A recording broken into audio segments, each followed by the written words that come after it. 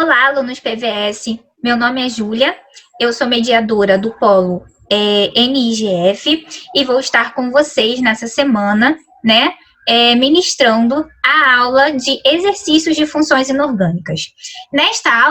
Para esta aula, eu escolhi 5 exercícios da apostila para a gente resolver juntos, ok?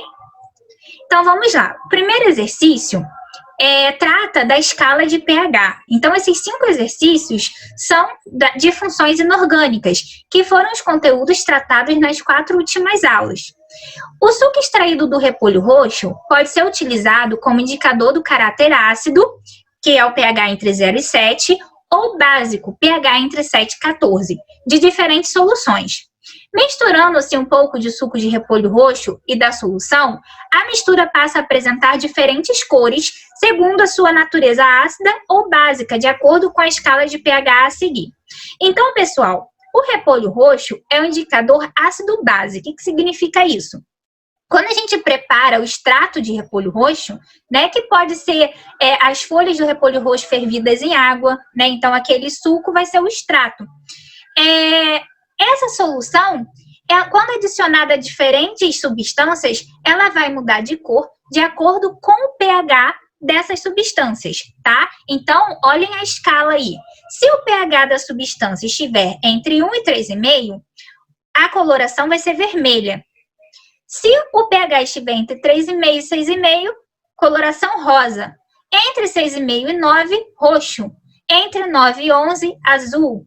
Entre 11 e 13, verde, e entre 13 e 14, amarelo. Então, essa é a escala de cores, tá? Do indicador ácido-base repolho roxo. Eu até coloquei essa escala, a escala coloridinha aqui, né? Para ficar fácil de observar. Deixa eu voltar aqui. Tá? Para facilitar a visualização aí. Então, galera, quando a gente tem um pH menor que 7, significa que o pH é ácido. Então, ó, pH menor que 7 é um pH ácido. pH maior que 7 é pH básico. pH exatamente 7 ou bem próximo de 7 é pH neutro. Tranquilo? Provavelmente vocês já viram isso aqui, quando pegaram lá um detergente, um sabonete, estava escrito lá pH neutro, significa que o pH é 7, né, o bem próximo. Pegou lá um shampoo e estava lá pH 4, significa que o pH desse shampoo é ácido, tá bom? Continuando aí. Algumas soluções foram testadas com esse indicador, produzindo o seguinte resultado. Então, a gente tem aí 4 materiais.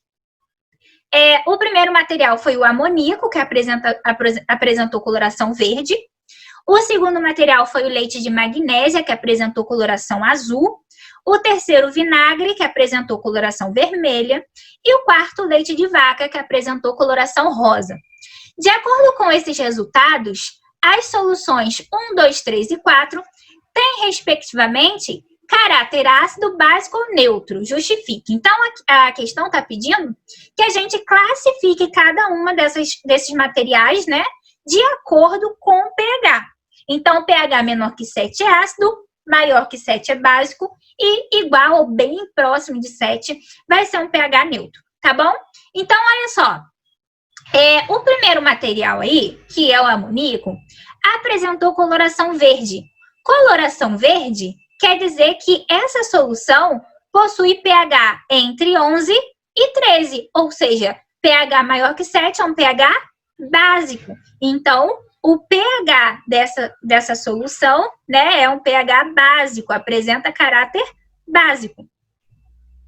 Na segunda, leite de magnésia, a coloração ficou azul. Então, coloração azul tá aqui, ó, entre 9 e 11, de 9 a 11, ou seja, também possui caráter básico. Terceiro, vinagre.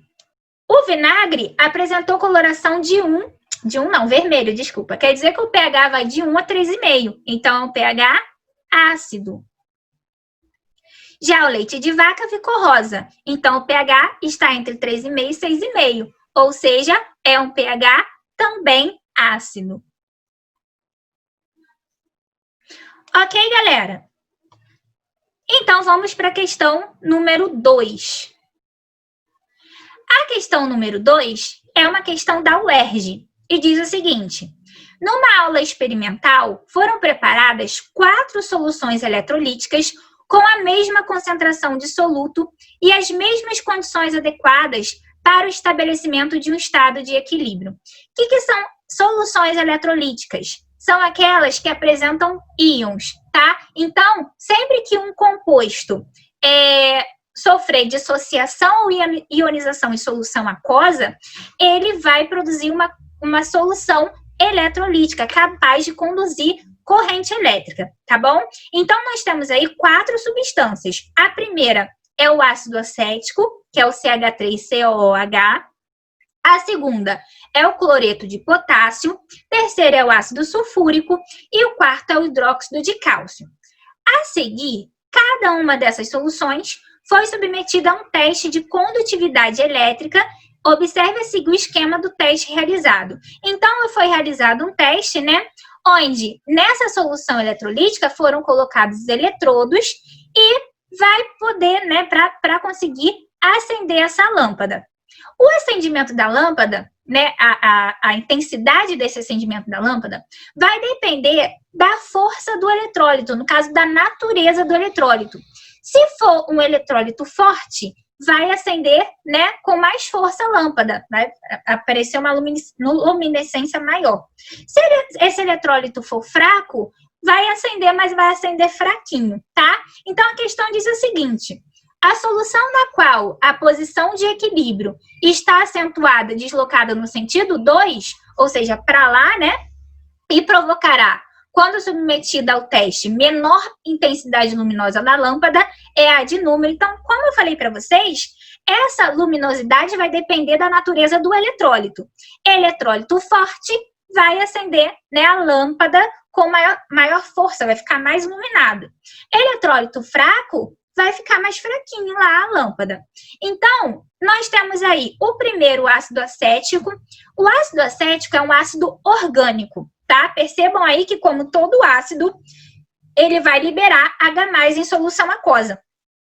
Mas, por ser um ácido orgânico, ele é um ácido fraco, ele é considerado um ácido fraco. Então, ele é um eletrólito fraco, tá bom? O 2 aí é o cloreto de potássio. Cloreto de potássio é um sal. É um sal bastante solúvel em água. Por isso, ele vai liberar bastante íons em solução. Então, vai ser um eletrólito forte. O ácido sulfúrico é um oxiácido forte. Ele também vai ter um grau de ionização bem alto, Então, ele vai liberar bastante íons em solução e vai acender a lâmpada lá com força, E o hidróxido de cálcio é uma base, Podem perceber aí que libera íons hidroxila em solução aquosa. E é uma base formada por um metal alcalino terroso, ou seja, é uma base forte. As bases formadas por metais alcalinos e alcalinos terrosos, com exceção do hidróxido de magnésio, são consideradas bases fortes. Então, é um eletrólito forte e vai acender a luz lá com força. Então, o único eletrólito fraco que nós temos aí é o primeiro, que é o ácido acético. Então, a resposta correta aí dessa questão é a letra A. Ok? Então, vamos passar para a terceira questão. Leia atentamente a seguinte notícia publicada em jornal. Alunos tomam soda cáustica durante aula e passam mal. 16 alunos de uma escola particular de Sorocaba, interior de São Paulo, foram internados após tomar soda cáustica durante uma aula de química. Os alunos participavam de um exercício chamado teste do sabor. Já haviam provado limão, vinagre e leite de magnésia e insistiram em provar a soda cáustica, produto utilizado na limpeza doméstica. Em pouco tempo, os alunos já começaram a sentir os primeiros sintomas, ardência na língua e no estômago, e foram encaminhados ao hospital modelo da cidade. Sobre essa notícia, foram feitas as seguintes afirmações.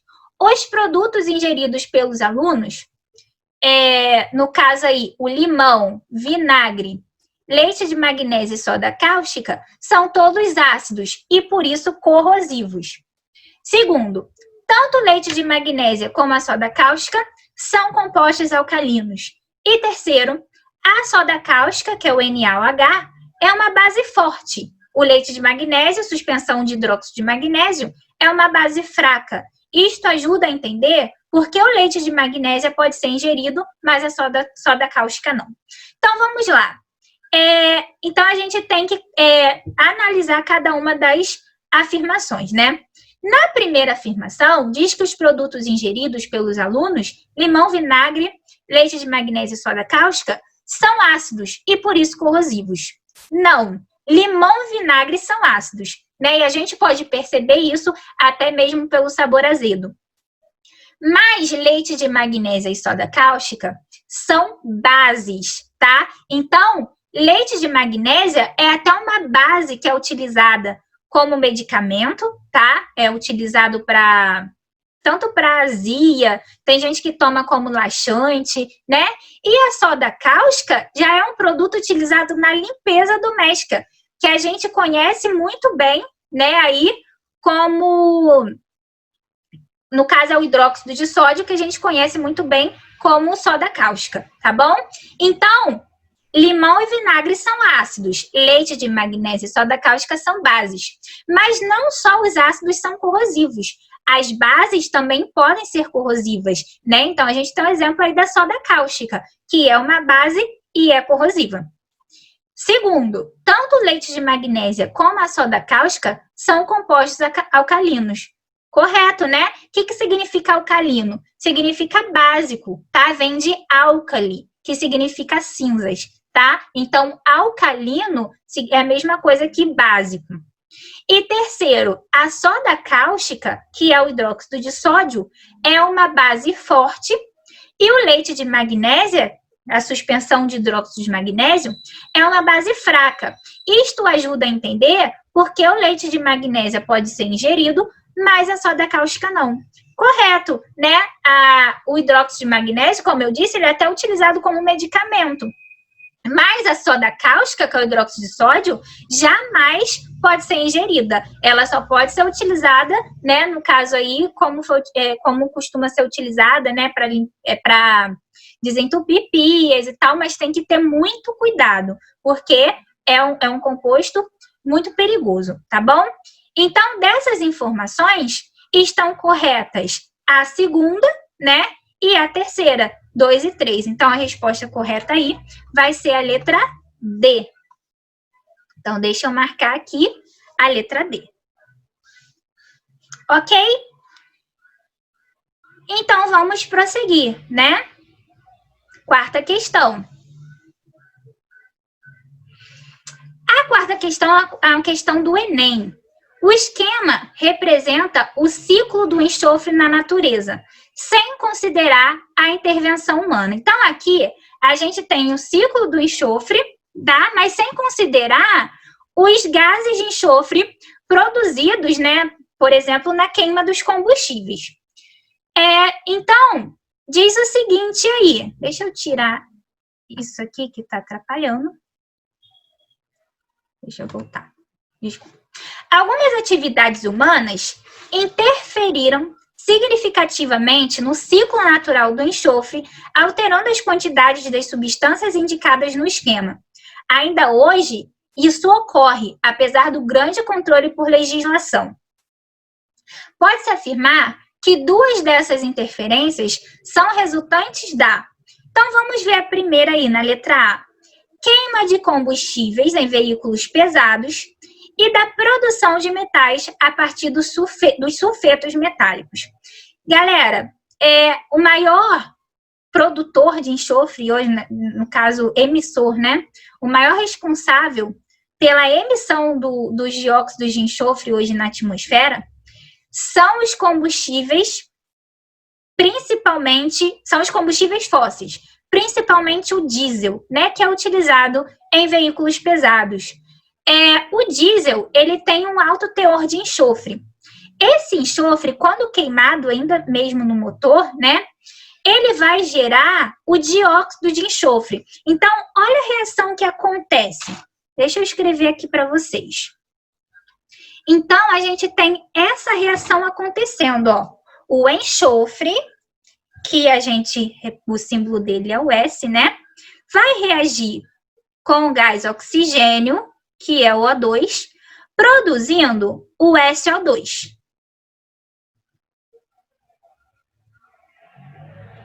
O SO2, ele pode reagir com a água, formando o H2SO3, que é o ácido sulfuroso.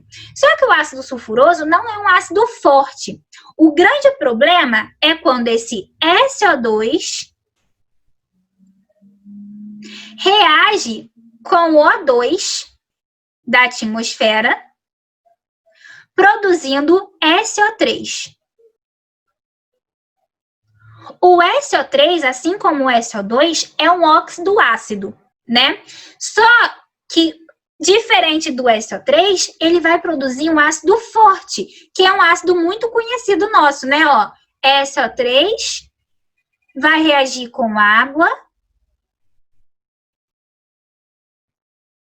formando o H2SO4, que é o ácido sulfúrico, que é um ácido forte. Ok? Então, o SO3 vai reagir com a água da chuva, né? Produzindo o H2SO4, formando o que a gente chama de chuva ácida, que provavelmente vocês já ouviram falar, né? Então, já entramos aqui direto na resposta correta, né? Então, a resposta correta realmente é a letra A. Ok?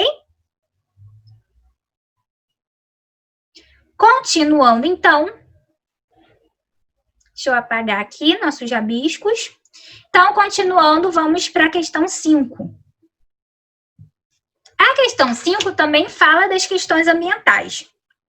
Diz o seguinte: um veículo movido a gasolina lança no meio ambiente gases como dióxido de carbono, que é o CO2, dióxido de enxofre, que é o SO2, e vários óxidos de nitrogênio, que contribuem para o agravamento de problemas ambientais. Considere as seguintes afirmações a respeito desses gases. Então, primeira afirmação: o SO2, que é o dióxido de enxofre, é um dos gases responsáveis pela diminuição do pH da chuva. Então, como eu falei para vocês, né, o SO2 é um óxido ácido. Quando ele reage com a água da chuva, deixa eu colocar aqui para vocês, ele pode formar o H2SO3, que é o ácido sulfuroso.